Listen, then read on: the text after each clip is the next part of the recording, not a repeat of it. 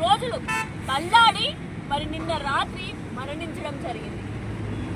మరి ఇది సహజ మరణం కాదు, ఇది బరాబర్ కాంగ్రెస్ ప్రభుత్వం హత్యే అని అంటాం.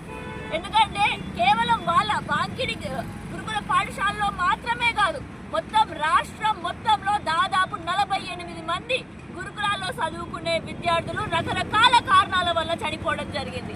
దాదాపు 950 మంది నేడు కూడా మత్కల్లో జిల్లా పరిషత్ హై స్కూల్ పాఠశాలలో మరి మిడ్ డే భోజనం తిని మధ్యాహ్న భోజనం వల్ల 100 మంది విద్యార్థులు అస్వస్థతకి గురయ్యి మరి పొట్టలు పట్టుకొని ఏడుస్తూ మరి వాళ్ళ శోకం ఎవరికి తెలుస్తుంది? ఆ తల్లిదండ్రులు వాళ్ళ బిడ్డని కోల్పోతున్నారు, వాళ్ళ బాధ ఎవరు తెలుస్తుంది?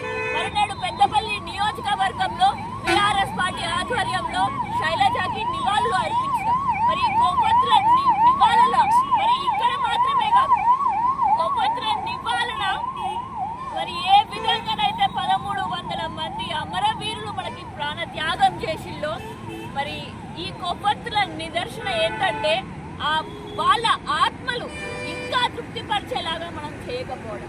మరి దేనికైనా ఇట్లాంటి బిడ్డల బతుకులు ఇంకా కోల్పోవద్దు మనము అని అంటే కాంగ్రెస్ కి ఓటేసిన ప్రతి ఒక్కరు కూడా మాట్లాడాలి. ఎందుకంటే మన చేతితోనే ఓటేసి మరి కాంగ్రెస్ పార్టీ నేడు ఆ పీఠం మీద నిల్చోబెట్టినాం కాబట్టి కూర్చోబెట్టినాం కాబట్టి మనం మాట్లాడకపోతే మరెవరు మాట్లాడతారు? మరి నేడు ఈ చావులో మనకి కూడా ఆ భాగం ఉన్నదని మర్చిపోవద్దు. నేడు రేవంత్ రెడ్డి గారికి కుర్చీ ఇచ్చినామనంటే విద్యాశాఖ నేడు అతని చేతుల్లోనే ఉంది అంటే, సాంఘిక సంక్షేమ శాఖ నేడు అతని చేతుల్లోనే ఉంది అని అంటే మనందరమే తీసుకుపోయి పెట్టినట్టు. అందుకనే ప్రతి ఒక్క తెలంగాణ పౌరులందరినీ కూడా గొంతు విప్పాలి అని చెప్పేసి కోరుకుంటూ, అదే విధంగా బీఆర్ఎస్ పార్టీ నుంచి వెంటనే ఆ బిడ్డలు కోల్పోయినందుకు వాళ్ళ తండ్రులకి మనం ఎంతగానో వాళ్ళ బాధను దూరం చేయలేదు.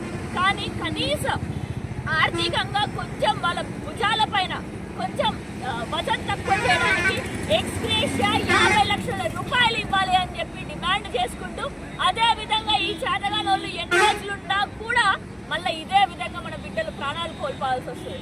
అందుకనే ఈ చేతగాని వాళ్ళు ఆ కుర్చీ మీద ఉండద్దు అని చెప్పి రేవంత్ రెడ్డి గారు ఈ శాఖకు అసలుగా పనిచేయరు, ఈ విద్యాశాఖకి సాంఘిక సంక్షేమ శాఖకి ఒక మంత్రిని పెట్టండి.